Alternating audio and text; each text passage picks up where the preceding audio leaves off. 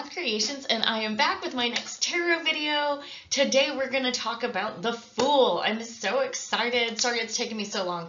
So hello and welcome. If you guys are new to my channel, my name is Lisa, and on my channel I like to do lots of witchy things, including tarot tutorials. So that's what we're going to do today. You may hear my dog crying in the other room. I'm sorry about that. But if I bring him in here during this video, he will bark the entire time because I'm not paying attention to him. So we're just going to get it going. So, all right, guys, let's dive into the Fool. Okay, so first, what I like to do is to look at the actual card. What is going on in the card? So let's start looking at the Fool. First off, we have a guy who is carrying a backpack on a stick, holding a white rose. He's got a red feather in his hat. There is a yellow background. He's got the sun shining on his back.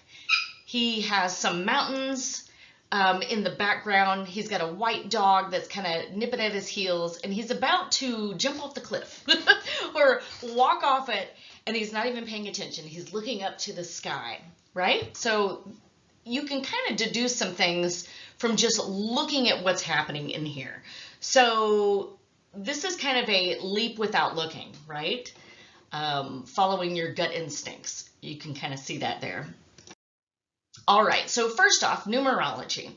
The Fool is numbered 0. Some say that it could be at the beginning of the major arcana or at the end. I like to put him at the beginning. So a 0 is an endless circle. It's cycle of life. Beginning, it's without beginning or end. The number 0 is the number of unlimited potential. So with astrology, the Fool card is associated with the astrological sign Aquarius, which that's me, and the planet Uranus, which is associated with Aquarius. It is also associated with the element of air, which Aquarius is an air sign. All right, so Uranus rules rebellion and revolution. It's originality and individuality. It's the master of initiation and change. It also represents fresh starts and new beginnings. So some say that the Fool is a new soul that is manifest and is now aware of himself in the material world. So he's passing from the veil from the supernatural to the natural material world. So it's from subconscious to conscious. Arthur Edward Waite, who is the creator of kind of our modern day tarot system, he says, the Fool is the spirit in search of experience. So he's a new baby and he's getting ready to learn everything that he needs to know.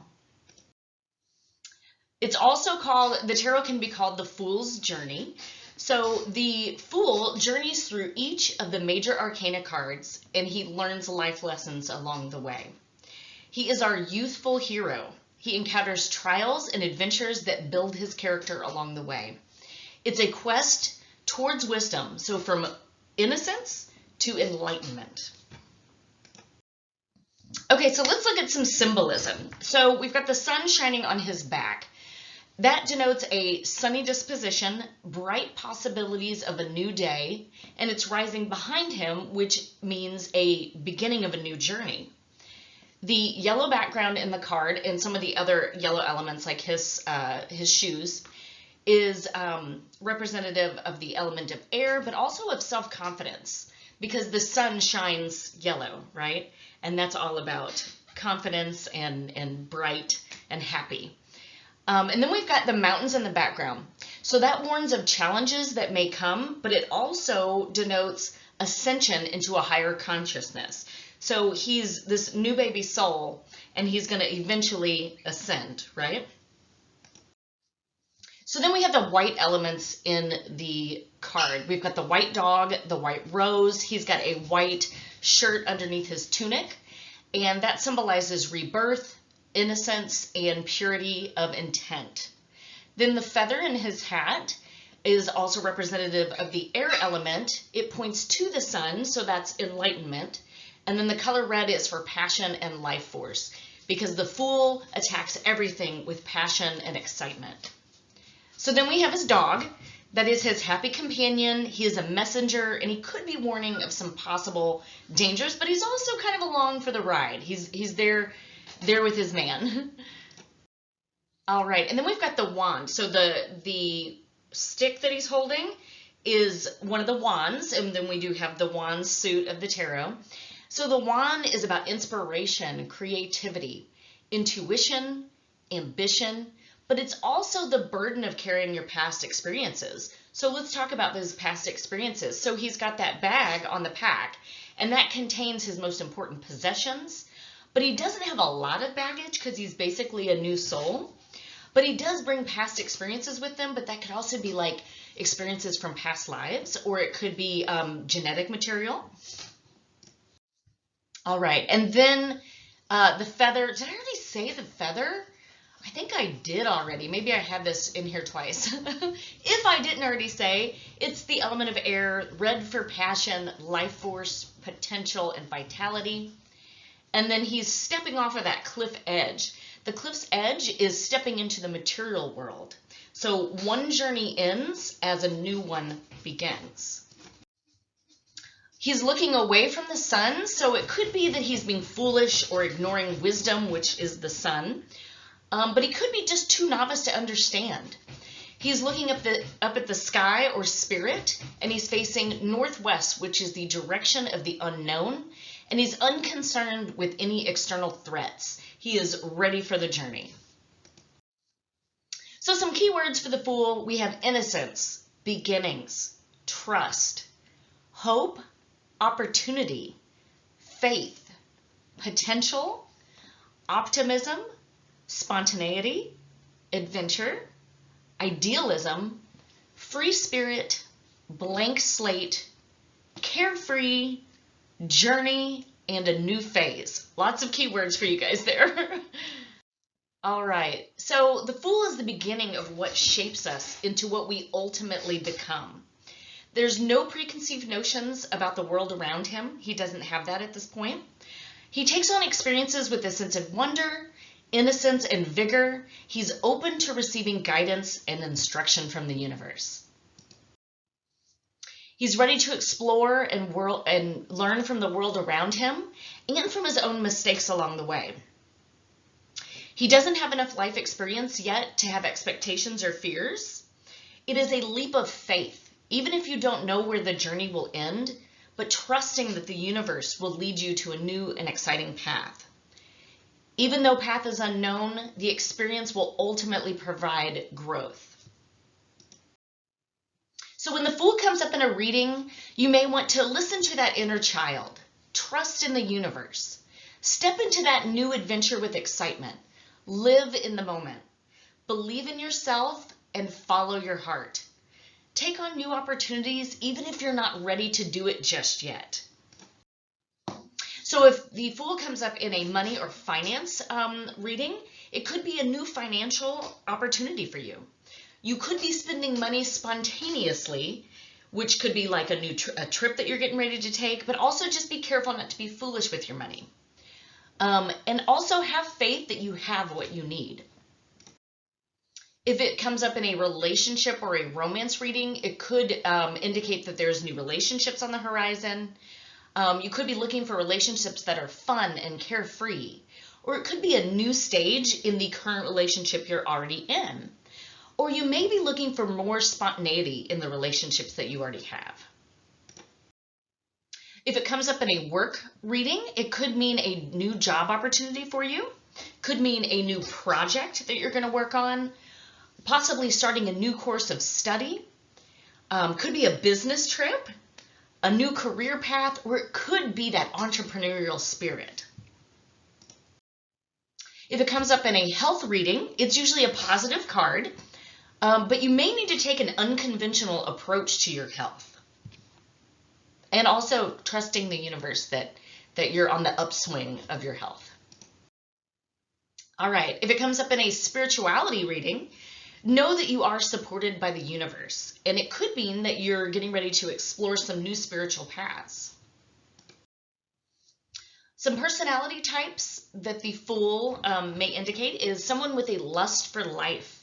an adventurous person, someone who's unconventional. Think about that Aquarian energy and the Uranus energy, right? This chick. Someone who's a risk taker, someone who is carefree, a free spirit, someone who could be naive and gullible in certain situations. So some quotes, and I got these from Biddy Tarot from one of her books. There are two mistakes one can make along the road to truth: not going all the way and not starting. And that's a quote by Buddha. So this kind of embodies what the Fool means, right? Another quote: a journey of 1,000 miles must begin with a single step, by Lao Tzu. I love that. I love that quote. Like, you have to get out there and take that leap of faith, right? So let's try to embody the Fool. Try something that puts you out of your comfort zone. That is the embodiment of the Fool. So some journal prompts. What is a exciting new adventure that you would like to take? When did you do something that required complete blind faith? And what is something you would love to try if fear didn't stand in your way? All of those things embody the Fool. So take out your journal and write about all of that. All right, so some of the cards that I've used in my presentation today is the Rider-Waite-Smith. I use the Radiant Rider-Waite. That's the first card there. The next one is from the tarot deck, This Might Hurt. Then the next one is Sawyer's Path. And the last one on the screen is Lightseers. So these are some of my very favorite tarot decks. And then I've got some more on the next slide. Oh, one thing before I move on to the next slide. First off, This Might Hurt, this deck here, it's very like modernized, but it's very Rider-Waite-Smith, and I totally love that. So I love this dude. He's cool, but he's doing everything that the typical Fool is doing in the Rider-Waite-Smith, and also in Sawyer's Path. And I love her artistry so much. She actually has a new tarot deck. I believe it's called Out of Hand, and it's on Kickstarter if you guys are interested. And then the last one, Lightseers. I absolutely love this card. This card for me is a trust fall into the universe, right? Just trusting that the universe has your back. And I actually, if you guys can believe it or not, I wrote a song rap about the major arcana, and it's actually called Trust Fall into the Universe. And maybe, just maybe, if I can find some music that is royalty free, some little rap music, I will do the rap for you guys sometime very soon. All right, some of the other cards that I used. The first card there is from the Little Buddha, and it's very Rider-Waite-Smith, but it has little Buddhas and all his little friends, and I love it, love it, love it. The middle card there is from the Everyday Witch Tarot. Also love, love, love, very Rider-Waite-Smith, but it has witches all throughout, which is super cool. And then the last card there is Cosmic Cycles, and it is also extremely modernized, and I love a lot of her concepts. It's a little different than what we see in the typical Fool, but it's still, she's going on a journey. She's got her small pack. She's excited. She's ready to go. So that's a fun deck. And I do believe if you guys have not already gotten your first tarot deck, going with a Rider-Waite-Smith based deck, if not going with the original, which I believe is such a good one to learn from because you get all of the symbolism in it, and you can kind of learn from the get-go, right? And then you can branch off to other decks. But whatever resonates with you, I just say try to get one that's a Rider-Waite-Smith oriented deck. All right, and so this is a tarot spread that I've got for you guys. It's actually called the Fool's Spread. It's by Sasha Graham, and it's from her book, 365 Tarot Spreads. So first, get out your Fool and place him in the middle, and then you will pull cards for each of these questions, and it will go around the Fool there for your spread. So the first question is, so we're using the symbolism in the Fool card. So number one is dog. What do I have faith in? Number two, bag. What do I carry with me from the past? Number three, cliff. What unseen dangers lies ahead? Number four, the white rose. what do I strive for? Number 5, the mountain. Where do I feel most enlightened? Number 6, fool's upturned face. What happens when I follow my bliss? Number 7, the fool's question. Am I following my dreams? And number 8, the number 0. What potential exists? And so even if you don't know how to read tarot just yet, I encourage you to go ahead and pull cards for this spread. And when you're interpreting the cards, you don't necessarily have to look in the book that comes with it or whatever book that you have. Look at what's happening in the cards and kind of deduce the meaning from just doing that, okay? All right, so some of the references and resources that I used for my presentation. I don't know why I'm calling this a presentation. I guess it feels like a presentation because it's a PowerPoint presentation. Anyways, some of the books, and I will link all the tarot decks that I used in this, plus all the books that I used. And if any of the links are from Amazon, they are links that are affiliate links. I am an Amazon associate is what they call it. So if you do purchase anything from the links that I provide, they do give me a kickback. So I really appreciate any of that from y'all. So the books that I used were Understanding Tarot by Cassie Ewell, Llewellyn's Complete Book of Tarot by Anthony Lewis, Tarot and Astrology, which, listen, I love this book, Corinne Kenner, Intuitive Tarot by Bridget Esselmont with Biddy Tarot, and you guys know that I love her. Llewellyn's Complete Book of the Rider-Waite-Smith Tarot by Sasha Graham, another great and wonderful tarot teacher and reader, deck creator, book writer. She's amazing. And then, The Ultimate Guide to Tarot Card Meanings. That is an amazing book by Bridget Esselmont, who is one of the tarot readers that I have been certified from. The next book is 78 Degrees of Wisdom by Rachel Pollack. She is one of the OGs when it comes to tarot. Then we have the Modern Witchcraft Book of Tarot by Skye Alexander, also an amazing writer. Tarot No Questions Asked by Teresa Reed, who is the tarot lady, who is amazing. So all of these are by amazing people. The Easy Tarot Handbook by Josephine Ellershaw. This is my only book from her. It's a great book. It came with like a starter deck as well. I got that like many moons ago. Then we have the Tarot History, Symbolism, and Divination by Robert M. Place, who is also a big name in the tarot world. Then we have Kitchen Table Tarot from Melissa Sinanova. She is a Missouri native, actually St. Louis area like me, and she's amazing. I love her and all of her books, and she's got a new deck out. Then we have Tarot Deciphered by T. Susan Chang and M.M. Malene, I believe. We've got Tarot, Connect with Yourself, Develop Your Intuition, Live Mindfully by Tina Gong. That, if you buy at, Barnes & Noble, you get a tarot deck with it, and I did do an unboxing of that, and I will link it